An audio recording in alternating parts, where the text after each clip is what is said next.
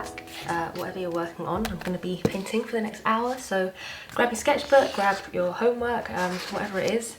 Let's keep each other company and keep each other accountable with the work that we're doing. So today I am going to be painting, I think a pomegranate. I've got a couple of references up and I'm just going to see what happens. I have previously been painting a couple of studies from J.W. Cooper. This is from her book Viscera, which I've talked about before, and it's just a little radish down at the bottom of that page. I actually filmed this process, but I lost that footage. I'll talk about that later on possibly. And yeah, we're just gonna get started. Make sure you've got everything ready and we'll get on with it. First of all, I'm just gonna set my timer to go off in an hour. So we'll go for 1:45. Right, and let's get started.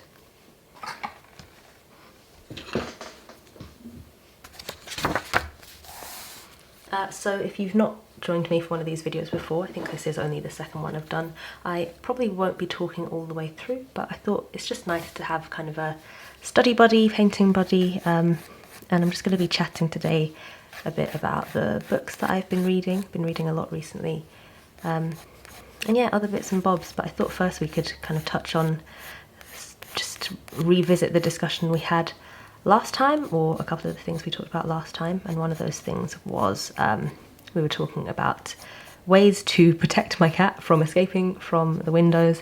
Had a lot of great suggestions from people, which is why I love having these chats, just because you get a nice insight from different points of view. A lot of people suggested window screens, but I do think those are more of an American thing or a Canadian thing, because I really haven't seen those here in the UK at all. And even if I could access them, our windows don't really work like that anyway. They open outwards, they swing outwards, so window screens not really an option. I would love a window screen because it would keep the bugs out as well. And then other than that, I did have the suggestion of like a baby gate type situation, and I think that could work pretty well.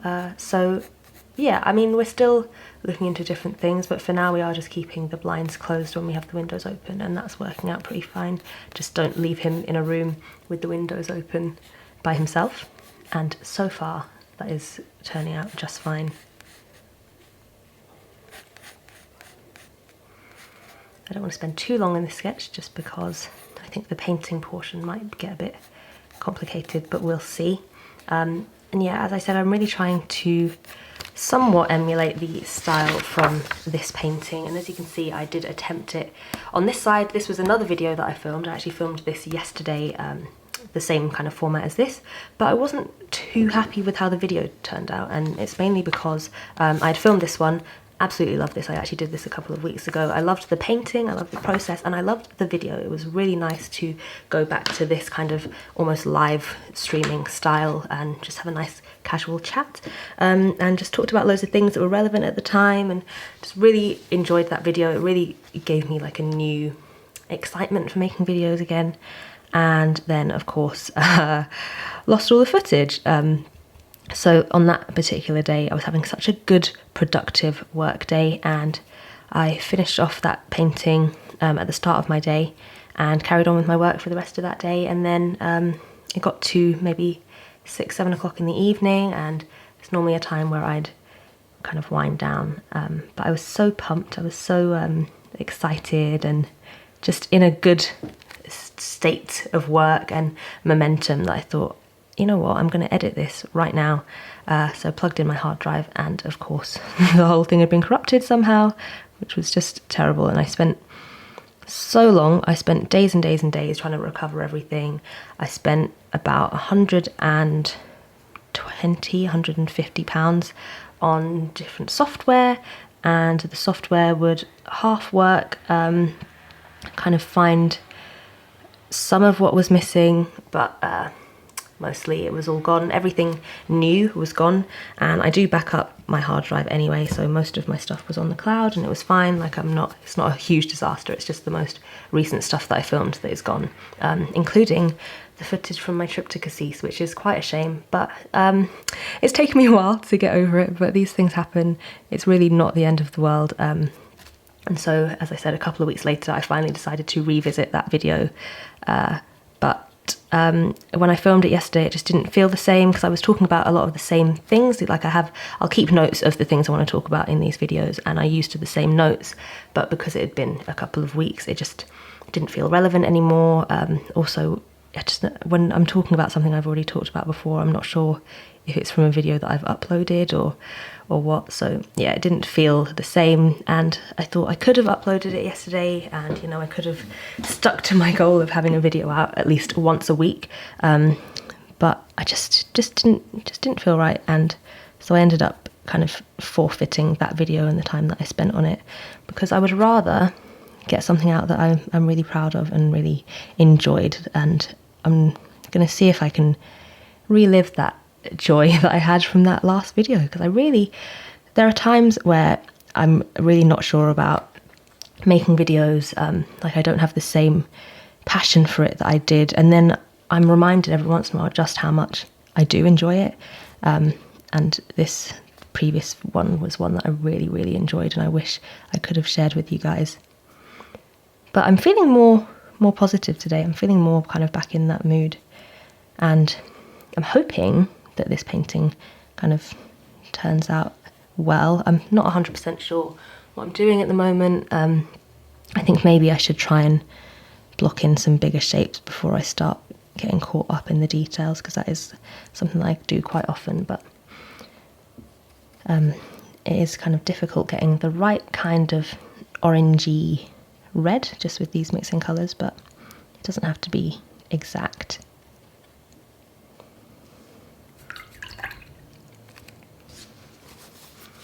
I think maybe I'll just try to go in quite loosely, and then we'll see if we can refine it afterwards.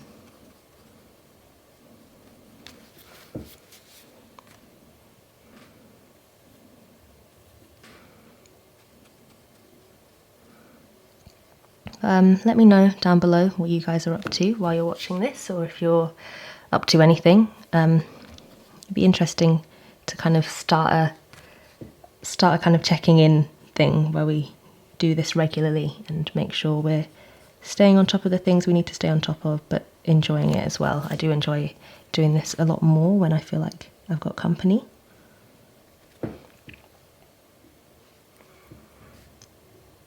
It's always nice to have a discussion as well, have a little conversation going, which is why I like getting your comments and being able to kind of revisit them in the next videos.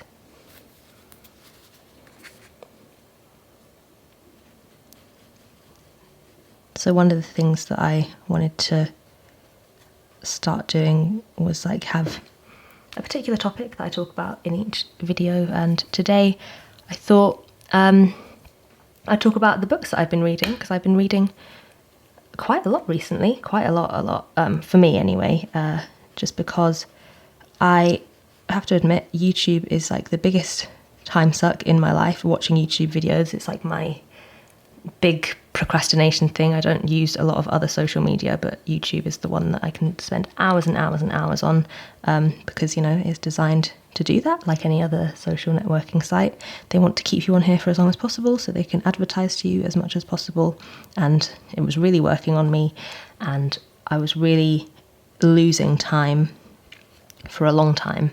So I decided it was about time to replace that habit with a more positive one, and one that isn't gonna suck me in so much, or at least isn't designed to sell me things, because I've since realised that reading does definitely suck me in as well. So yeah, I've been buying loads of books and just reading a lot. I've read quite a few books since the end of June into now. I finished another one yesterday. And I watch a lot of BookTube. I always have. BookTube being, you know, people that read books and talk about them on YouTube. I just find BookTubers really interesting. I love how they talk about books. It's never really made me want to read the books that they talk about, which is a weird thing. And I still don't really read the books that they recommend. I just find the personalities more interesting. So yeah, the first book that I read was Big Magic by Elizabeth Gilbert, which is obviously about Creative Living Beyond Fear, I think is the tagline, and she is the author of Eat, Pray, Love, which I've never really been interested in reading, but now that I've read Big Magic, I'm just really enthralled by her as a person, her personality, just she has a real energy to her. I actually got the audiobook, and it was really a great way for me to consume that book. I actually have the hard copy. I tried to read it a year or so ago while I was on holiday, and I love her writing style. I found it really interesting. I found her stories really captivating, but for some reason at that time the traditional kind of book format wasn't really doing it for me, and I put it down and didn't pick it back up for over a year. And then I finally got the audiobook, and it's just really changed the game for me. Like, I think it's the first audiobook that I've properly been able to listen to all the way through. Just her personality is so mesmerizing. She just seems like she has such a wealth of knowledge, but also like empathy, and she just seems so real and funny. And yeah, I would really recommend reading it, but also getting the audiobook. I listened to it on Audible, and obviously this isn't sponsored, but if they want to hit me up, that would be great. But I mean, Audible wouldn't even have to pay me for me to like sing their praises. I think they are amazing. Like, audiobooks for me have always been a bit, I don't know, I've not been too sure, because I don't like doing things while I listen to audiobooks. Like, I just want to sit down and listen, and that's actually worked out quite well. Like, I'll have my breakfast or something listening to a book, and it helps me with my reading goals, and it helps me stay focused a bit more, especially with non-fiction. So I tend to listen to non-fiction now. But yeah, one day I'll score that Audible sponsorship. But in the meantime, if you are interested in getting an Audible, do see if you can find like a discount code from someone, just because I think it helps people out a lot if you use their codes, especially if it's something that they are passionate about. In fact, I was watching a video yesterday by a YouTuber that I love called Trin Lovell.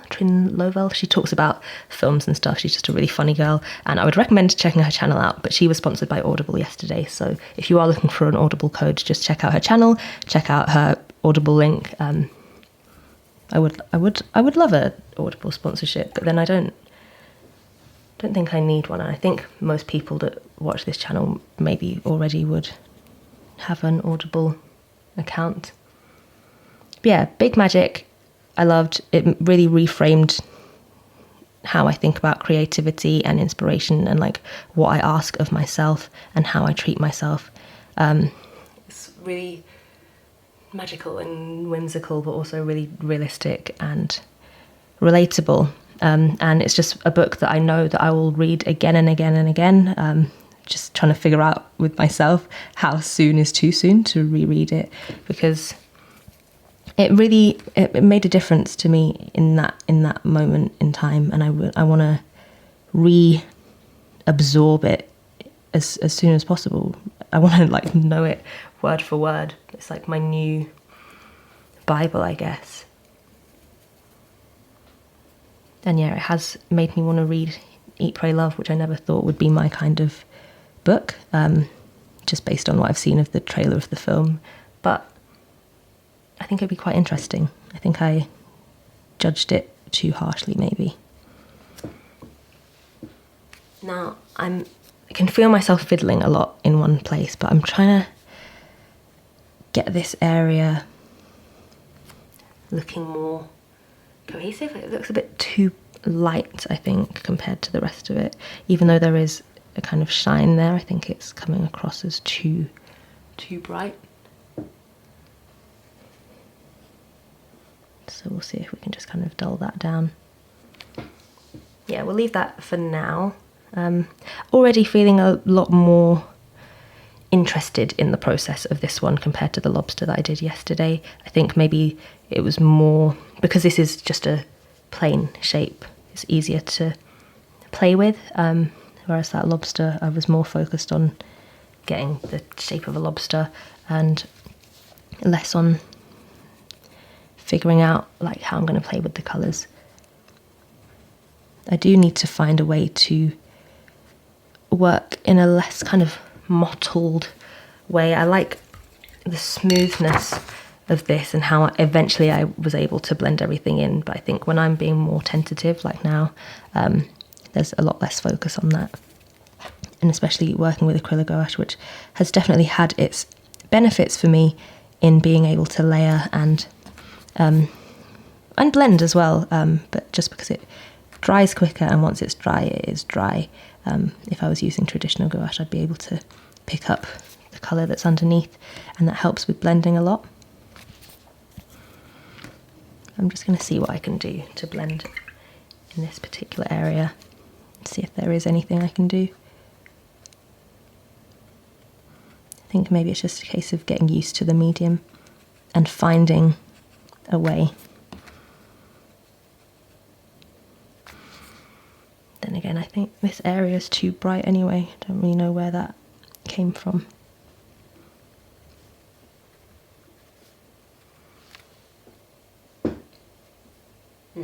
Yeah, I'm not sure about that. It doesn't look quite right when you look at it from afar. I think maybe that is a bit too dark, or maybe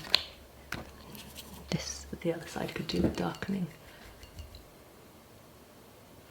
But we'll come back to that bit. I'll move on and come back and see what I can do.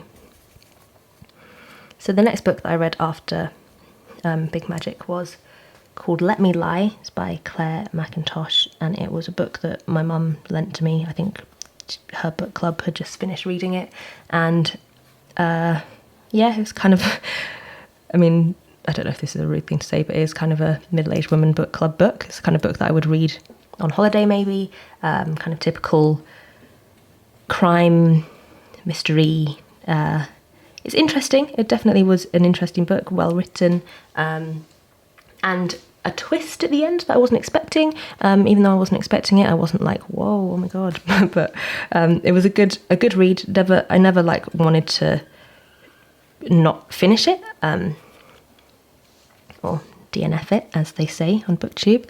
But it was a good, like, standard crimey book, and I think if you like those kinds of things, I'm trying to think of other writers that I could compare it to, but you know, those typical, who's the one I used to love? Harlan Coben and, oh god, I can't remember. I used to love those crime books. But yeah, it's about a woman, in fact, I don't know if I can talk about it. There's certain words that you can't say on YouTube. A woman whose parents decide that they don't want to live anymore, basically. And then I think on the anniversary of them doing that, not living anymore, she gets a letter through the door saying basically that it might not have been their choice to do that, right? Got to be very cryptic nowadays because certain words just aren't allowed whatsoever on YouTube. But hopefully you get what I'm saying. So you kind of go on this journey of her figuring out what happened, really, and like one of those ones where everyone at some point kind of becomes a suspect in your mind. And then it took a couple of turns that I wasn't expecting. Like, it took a turn one way right at the beginning where I was thinking, oh, I didn't realise it was this kind of book, and then kind of turned back away from that. So yeah, it was a good read. I would recommend it. Let Me Lie, Claire Mackintosh. And then after that, I read Wool by Hugh Howey, which is probably my favourite book.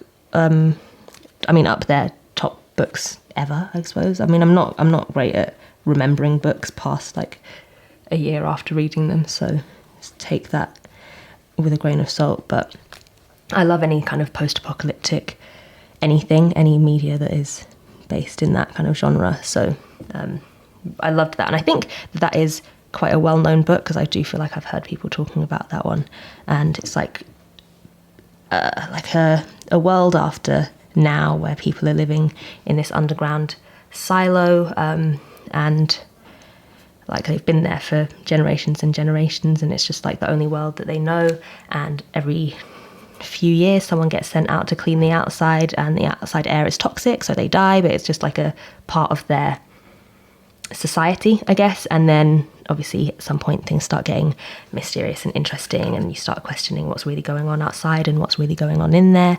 It's part of a trilogy, so I'm really looking forward to getting the next 2. I am going to give it a break for now. I actually read that in 3 days, and it's a chunky book. It's one of those books that's like that thick, and I think it's probably the thickest book I've ever read. And I read pretty much the first half in 1 day, just sat there and couldn't put it down.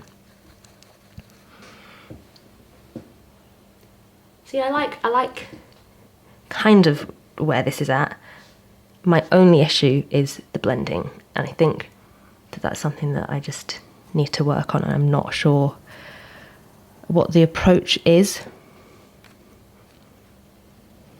Because right now you can see I just kind of blob on colours here and there, and the colours themselves work, but because this section's dry now, I can't really blend it, so I have to kind of try and remake this colour down here, which it just doesn't really work. I'd love to know if you guys have any like tips for that kind of thing.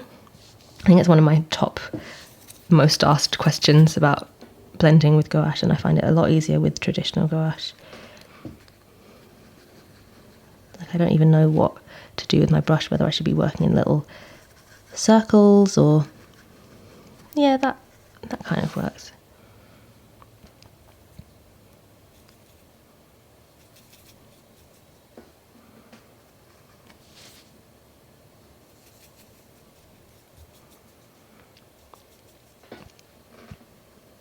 Okay, so straight after wool, I like to shake up the genre of the book I'm reading, book to book, just because, especially if it's a book that I really liked, I don't want to compare the last book I've read to the next one. So the next book I read was a collection of short stories by Jen Campbell, I think her name is. She's actually on YouTube, and that's how I discovered her. She's just this fantastic woman who writes poetry. I think she works in books somehow. I think she has a bookshop or something, but she just seems like such a lovely woman, and she's just got this really lyrical, poetic way of talking. She's the kind of person that, like, when you're at school and someone comes in and talks about books, it just makes you fall in love with that, and you just want to read and read and read. So I had to pick up a copy of her collection of short stories, and I wasn't disappointed whatsoever. I actually watched one of her videos before I got the book, where she reads through one of the stories and talks about like the symbolism and the meaning behind it, and she's just magic. She's just too good, like, just amazing. I couldn't recommend that book more, and I was going to get it on Amazon, and then at the last minute I thought, I wonder if she has it on her personal website, which she does. And like the day I ordered it, I got an email from her just saying, hey, do you want the book signed? And I proper like fangirled out. Like, every once in a while I'll email someone and they're like, oh my god, I can't believe you emailed me, or like I respond to a comment and I'm just like, no, it's just me, like, it's not a big deal. But now I get that, because like when she emailed me, I was like, oh my god, this author, this amazing woman has just emailed me. And I felt really bad because I like panicked, and I was like, yeah, just sign it. She was like, do you want it signed, do you want a name in it? I just said, just sign it. And then I kept thinking about it the rest of the day, like, just sign it, like, just as if that's not a big deal. But yeah, the stories are great. If you like kind of, it's almost, I suppose it's like adult fairy tales, or fairy tales with a twist. It's a bit dark.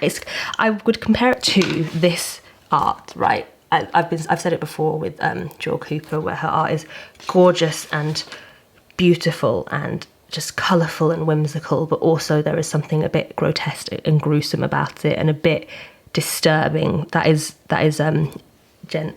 I'm hoping her name's Jen Campbell. I feel like I wouldn't make that up. If I'm wrong, I will overlay her real name, but I feel like I'm right. But her work is just pure art. She, as a person, is just absolute magic. And she also talks a lot on her channel about representation in books. I can't remember the exact terms that she uses, but yeah, it could be really, really interesting for you to check out.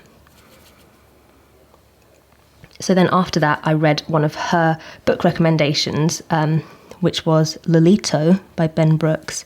And it's kind of a flip side retelling of Lolito, which, if you know, is like the old guy and the young girl. It's a bit of a creepy book. We read it at school. And in this case, it's a 15-year-old boy who meets a 40-something-year-old woman on the internet, 40 or 30-something-year-old woman on the internet after... I mean, I won't spoil it all, but it was an interesting one. I gave it and I'm not really a rating kind of person, but I gave it a 4 out of 5 because it was a book that I finished and thought, yeah, I kind of like that. It made me chuckle a few times. When I first started it, I thought, I don't know if I can read this. Like the first few pages, it was an adjustment to get used to the writing style, because it's, as I said, it's from this point of view of a 15-year-old boy, but it's also like he's interesting. He's an interesting character. He's he's very immature, but also very vulgar.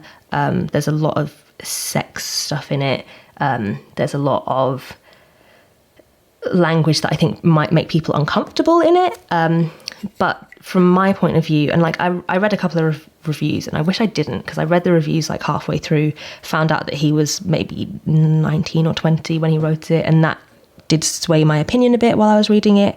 And like a couple of reviews, well, one review said it was really misogynistic, and I just couldn't see that in there. But I also think part of it is a time thing and a cultural thing, and I don't say that to excuse any, prejudice or whatever, but reading that, there was so much of it that felt like me at that time, like him being... And it was interesting to find out that he was born in 1992, I'm born in 1993, because so many of the references, so many of the things he said, like the parties they go to, or going to the off-license and buying White Lightning because it's the highest percentage for the cheapest price alcohol, like that was me and my friends at that time. So it felt very real in that way, and then also very not real. Like some of the things I could really relate to, and some of them just not at all. But I think part of the appeal for me was how much it mirrored that time of my life. And also, even in the language that's a bit uncomfortable, people did talk like that back then. And I think it's a thing that you hear every once in a while, where it's like, nowadays you can be the most accepting person. And I think not we all, but everyone kind of was not prejudiced, but just kind of ignorant in the terms that they used. But it's a harder thing to understand now that we have the internet and we've learnt so much about the effect of words. And I don't know, I'm kind of rambling on now, but it was a good book. I don't know if I would recommend it like openly to people, because I think it's one that you have to be the right kind of, I don't know, that sounds wrong, but like the right kind of reader, I guess, but not, I don't know. This is why I couldn't be a booktuber, because I really can't talk about books in a educated way. Like I can't give a proper analysis, and I don't want to do a disservice to this book, because I thought he did a good job. Like any book that can make me chuckle out loud, I wasn't like rolling over laughing, but it gave me a good chuckle. Wouldn't read it. Well, yeah, I might read it again. Okay, we stopped recording there. Hopefully not too long. I'm not really sure at the moment. But while we're here, let's just take a quick break. We're half an hour in. Let's stretch our legs, have a quick drink, and then I'll see you in a second. Well, since our book chat was cut short so abruptly, really don't know where I left that. Hopefully in a cohesive place, but I don't want to repeat myself. So, yeah, 4 out of 5 for me on that book. But proceed with caution if you are interested in it, because it really won't be for everyone. One of the things that I noticed after I read it was one of the kind of blurb reviews on the back is from Noel Fielding, and I think that says a bit about what kind of book it is. It's a bit kooky, and if you like Noel Fielding, you might like this book. But now I think it's time to move on from the book chat, just because, well, that was the last book that I read. Finished it yesterday, and I'm about to start Before I Go to Sleep. That has been on my list for a long, long time, and the film was on the other day, and I started watching it, and I thought, no, can't watch this because it's going to spoil it, and now I know I'm going to read it seeing Nicole Kidman as the protagonist. But we'll see how it goes. I'm looking forward to that one, and I'll start that today. And I'd be interested to know if you guys would want to hear more about books and stuff. I think next week, or whenever I do another one of these videos, it won't be about the books I'm reading. Like, I might touch on it, but it won't be as in-depth, I don't think, unless that's something that you want. But then, yeah, I don't know if I want to get into the book reviewing realm, because as you can probably tell, I'm not super duper well versed in the book reviewing terms, and I don't feel like I feel like there are enough voices out there that can do it better, which I think is such a silly way of looking at things. And if anyone said that to me, I'd tell them otherwise. But yeah, I just don't really see the point for me in getting deep into the book review sphere. I just like reading books and saying, oh, I really liked it and you should read it. So maybe I'll do that. Another thing that I wanted to do, just to keep up the discussion and also make sure that there is some value in these other than just us having a good chat, was to, of course, answer questions from previous videos. So whenever you leave a comment, I will note down any questions that I think could be interesting to answer, things that I think a lot of people would be interested in knowing. So today's question came from Maddie Townsend, and I think we've heard from Maddie before because the name feels very familiar to me. But Maddie said, what kind of stuff do you work on off camera? Are you doing a lot of commissions? Are you painting with galleries? How are you supporting yourself financially? And I think that is a very important question, and a very good one. So let's see, long answer, short answer. What kind of stuff do I work on off camera? At the moment, not a huge amount, and it's something that I'm trying to get better at. I've been on and off working on my travel journals, but I'll talk about that a bit later. But I'm kind of, I don't know, not bored of it, but rethinking that project. I'm also working on a video for another channel, an art supply company, who I've worked with before. They have asked for like a demonstration of a new product of theirs and a video just going through the features, and I like that kind of work. I like being able to do what I do and what I don't really do on my channel so much anymore, and kind of give that to someone else where I think it fits better within their content. So yeah, that is work-wise what I've been doing. And then like working with Intel, of course, we had a meeting on Friday just to talk about where we're at with the campaign and any feedback from my end and where we want to go with the next kind of phase of things. And I think I've said before, but I do really like working with Intel, and I like how well you guys receive it. It really means a lot, and it's something that even they have picked up on. They've said many a times now, it almost gets embarrassing in those meetings where they talk about just how amazing you guys are, how they've really never seen an audience that are so supportive. And it's something that I've obviously always been aware of. Like, as someone that watches YouTube videos, I see a lot of like bad response to sponsorships, and I think that is fair enough, and just bad, like not bad, but I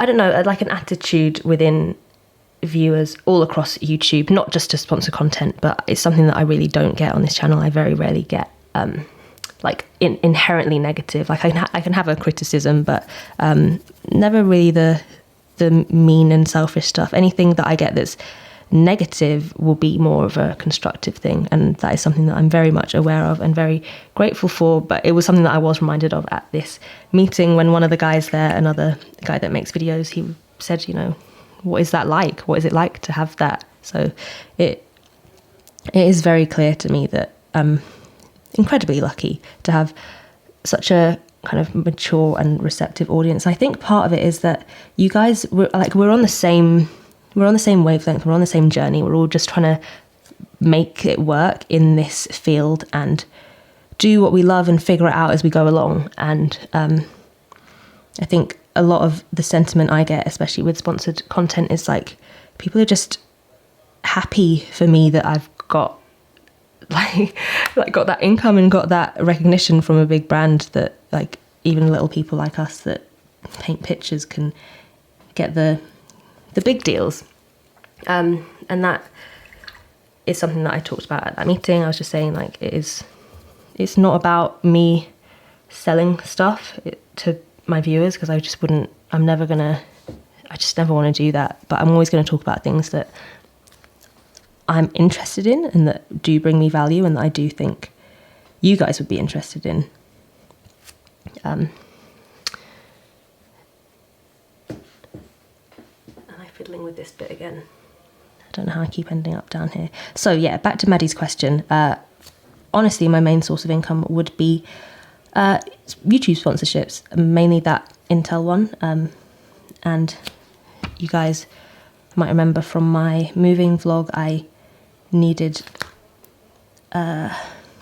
6 months rent in advance to be able to move in here. And without that Intel work, that just wouldn't have been possible. And I'll say that flat out. So yeah, I used to be quite embarrassed to think that I'm an artist that makes most of her money outside of, making traditional art. But honestly, it's something that I view as somewhat of a blessing, because I really don't have to lean on my art in that way to ask so much of it. And this is something that, again, I picked up from Big Magic, like that. I think that book is part of the reason why I do feel more accepting of that as a genuine avenue of income. It really allows me time to do what I want with my art and not take on jobs that I don't want to, because I do have this income in the background that is giving me enough to pay my bills, and I don't have to force my art into a shape that will help me pay my bills. And then in the meantime, I can keep working on trying to improve where I'm at with it and figure out where I want to go with it. And then in terms of gallery work, I think I've said before, but it's just not something that I've ever really been interested in doing for myself. It's just not something that I've ever seen as something for me. It's just not my cup of tea, really. Maybe one day, but at the moment I'm happy to do my little bits and bobs and my little projects. So speaking of those projects, as I said, I was working on my travel journals for a long time, working on my sketches from Lisbon, but it got to a point where I just really wasn't interested in it. I was really over it. So I've decided to just scrap that project, because, especially with a personal project, I don't really see the point in spending time on it if I've completely lost the love.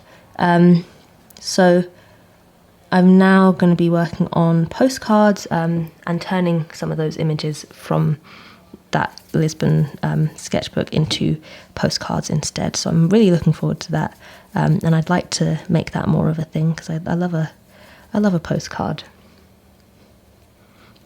So yeah, that's my next thing. I just need to properly get started on that. The only issue that I have really is when it comes to doing personal work, everything else gets prioritised over it. So there have been plenty of times where that has been on my list of things I want to work on during the week, and I have a specific day of the week that I like to dedicate to personal work, but then something will run over, and it's always that personal work that gets pushed to the back, which I think is like the flip side of what I was talking about earlier, where I do make most of my money outside of commissions, etc. It just means that does just end up getting more of my time and attention. And I've said many a time, don't have all your eggs in one basket. So I'm not entirely reliant on sponsorships to make money, and there are good months in my shop where that can pay all the bills, and all sorts of other things, YouTube, AdSense, affiliate marketing, all the things that I've mentioned before. I'm really not sure. It doesn't look doesn't look like finished. It kind of feels like it's missing something. I know at some point, I mean, how long do we have? Yeah, we've got a bit of time. It needs, so what did I do here? This has more of an outline than this one, so maybe that's what we'll do next.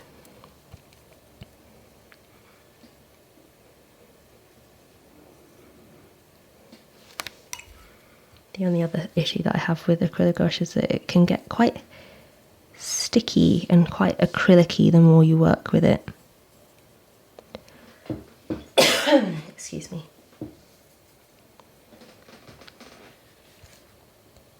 So let's see. Maybe I need a finer brush. I'm not sure if that'll help because the paint is quite thick at the moment.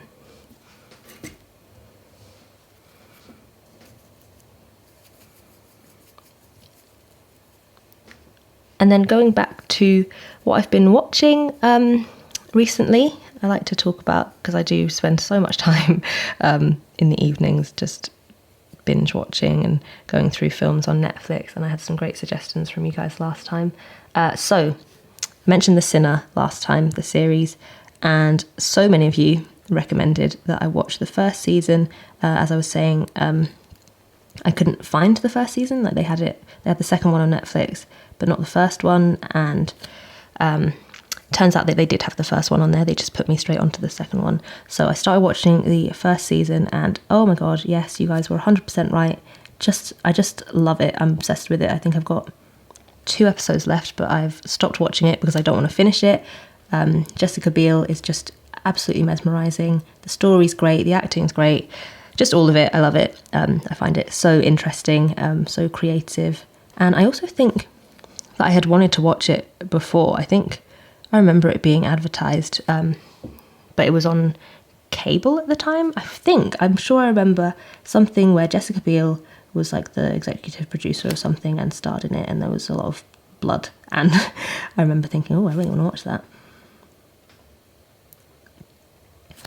Yeah, I've been really into that recently.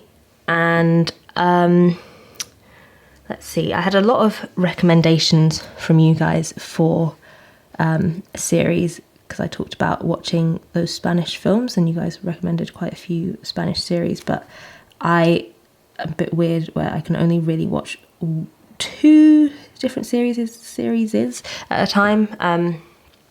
So The Sinner is one of them, and then I have my kind of casual one, which is Kimmy Schmidt, that I've been watching since the beginning, but I am down to my last episode of that as well, and I don't want to finish it, so I haven't been watching it. So instead of that, I started watching Nightflyers, which is like a series that's set in space and was all a bit weird, and that was like going to be my throwaway series to watch like while I'm eating dinner and I don't have to pay too much attention to. But I did get quite into it. Still, I mean, it wasn't amazing for me, but I liked it. I think, if you're on the fence about it, it's definitely worth checking out. It gets more and more interesting as it goes, and I like anything that's set in space, so I was happy.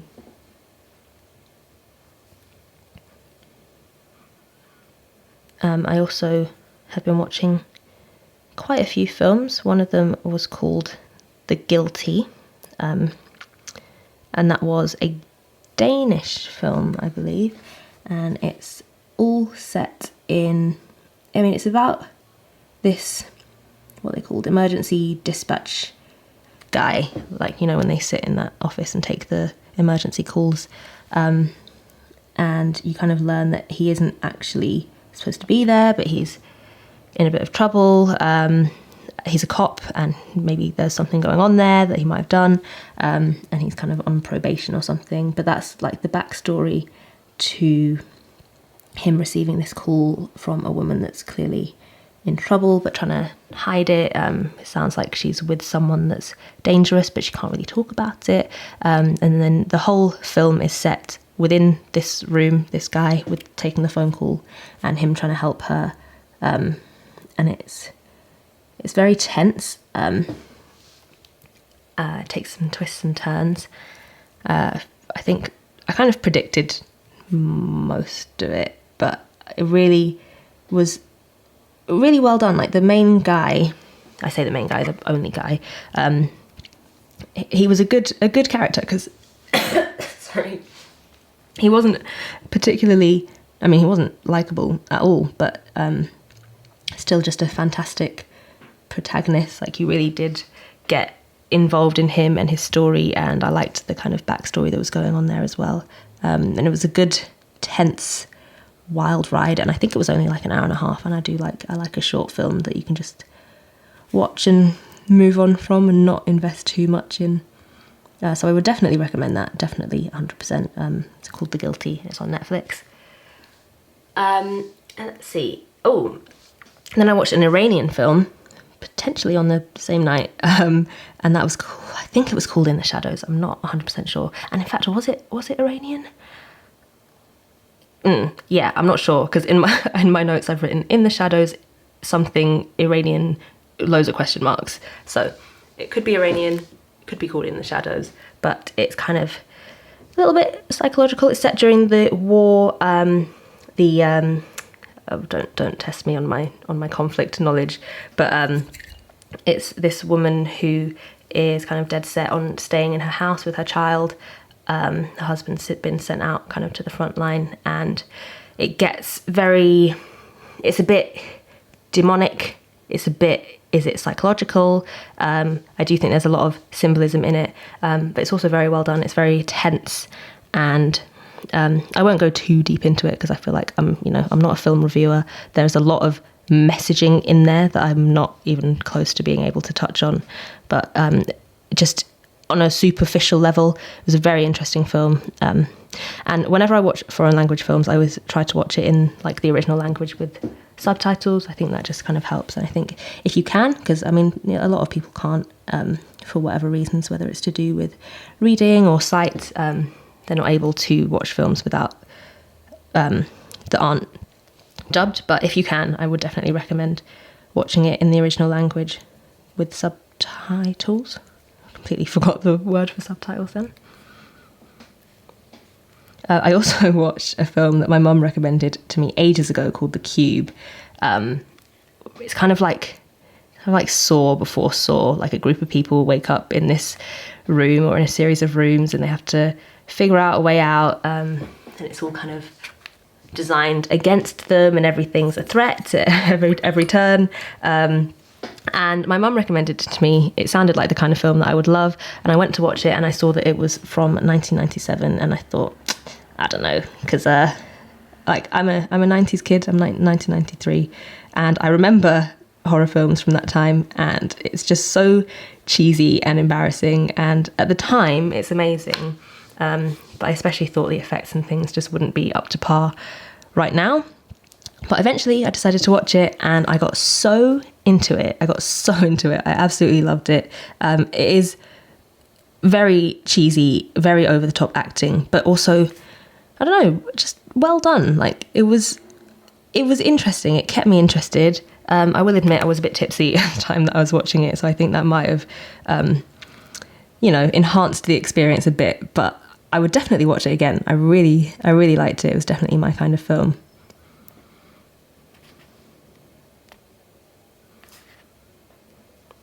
And then the last Netflix film that I watched was called, I think, I'm so bad at this, you'd think I've kept notes, but I think it's called What Keeps You Alive, and it's another horror film, kind of the typical-ish, a couple out in the woods, there's a threat, but it turns out that one of them within the couple is the threat, and they're out to kill their partner. It was like very good production quality, good acting. It still, to me, is one of those kind of throwaway horror films, but a step up from that, where it is a lot more creative, a lot more artistic. Like, it felt like a good film, like a well-made film. Someone that knows about film has made that. And I also like that it was kind of a representation of a lesbian couple without that being a thing. Like, it was just a normal horror film with a couple that happened to both be women, which I liked. I liked that they didn't shove that down your throat, and I think that's the kind of representation in film that we need more of. Like, any representation is good, but I think the more meaningful ones are the ones where it's not a thing, like it's not made into a big deal. So yeah, I would recommend that one as well if you like a scary film. It's definitely one to watch, an easy-ish one to watch. And then finally, as we run out of time here, I watched The Last Days, which is a Spanish film on Amazon Prime. Another kind of end of the world one, except it's people are scared to go outside. Like they suddenly get this crippling fear of going outside. And when they do go outside, they essentially have such a massive panic attack that they die. And it was interesting. It's like a guy trying to get back to his girlfriend. He's stuck at work. She's, back at the apartment or whatever. And he kind of joins forces with it wasn't really his boss. It was like the guy that essentially came into his company to fire people. And yeah, they team up, try to tunnel their way through to the girlfriend and to the boss guy's dad. And it was another good, like, just standard scary film. Not scary, but any end of the world stuff, is right up my street. The end, I feel like it could have ended about 5 minutes sooner. The end was nice. It wrapped up, kind of. I won't spoil it, but then it just kind of got a bit carried away with itself, and it's like I didn't really need to see all that. It's just finish it and let me have my own interpretation of what happens next instead of showing me the complete. Anyway, I won't spoil it, but the end for me was a bit of a, oh, okay.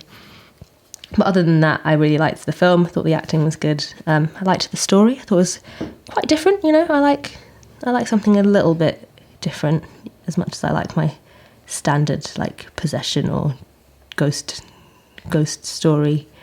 It was nice to see something different, and I like a Spanish film. This one I think was set on the Canary Islands.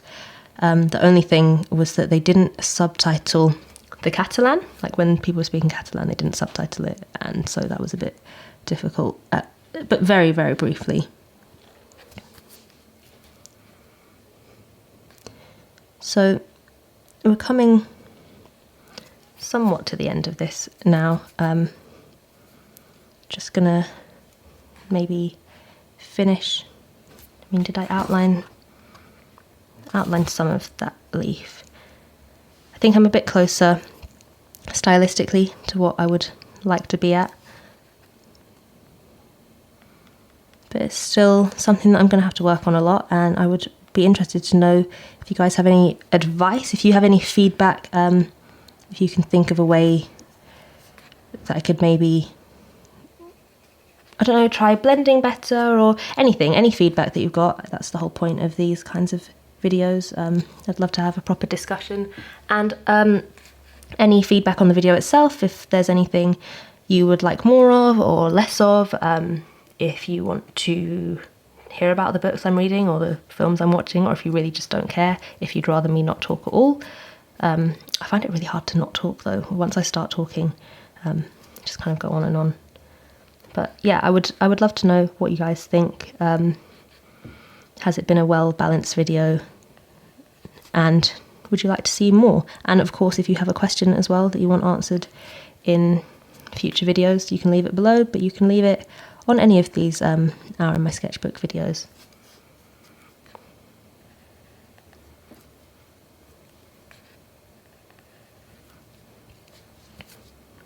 It's been a lot more enjoyable, this one.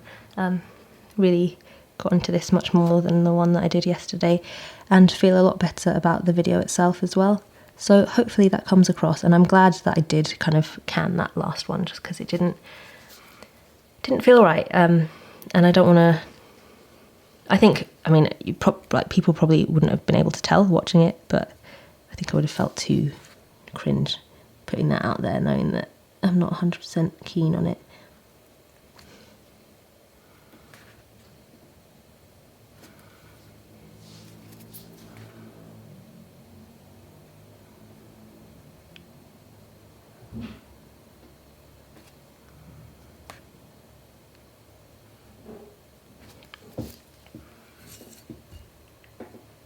I am tempted, as much as I want this to not get overboard and as much as the clock is ticking down, I think we do need like a branch to connect these two pieces.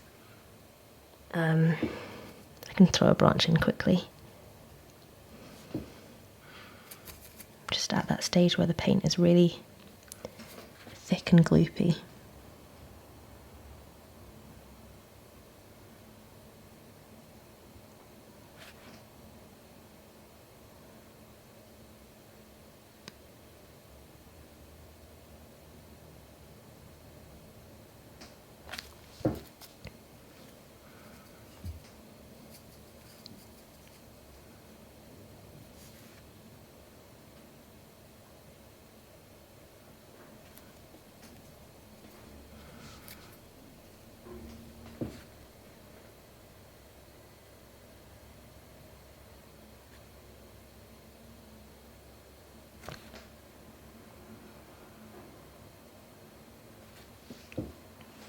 Yeah, you know what, I am happy with that. Even just that branch alone, I'm happy with the direction that that went in. So, are we done? What do you think? I think, okay, final thing. That leaf, I think, needs a bit of shadow underneath it, because it looks a bit flat there.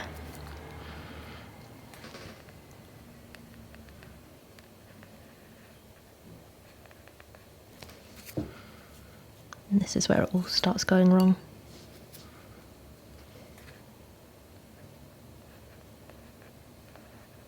Oh, yeah.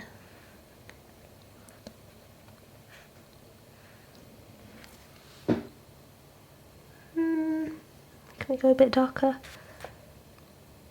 This is that like fiddly stage where you look back and think I should have stopped.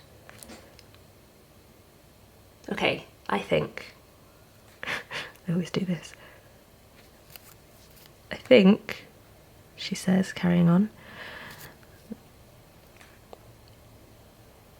Okay, I think, for real this time, that we are done. I'll leave it at that. I'm happy with that. I am happy with that. I think it turned out decently. I think it looks like a pomegranate. I think it looks nice and shiny and lush. I'll see if I can leave a link below to the reference that I used.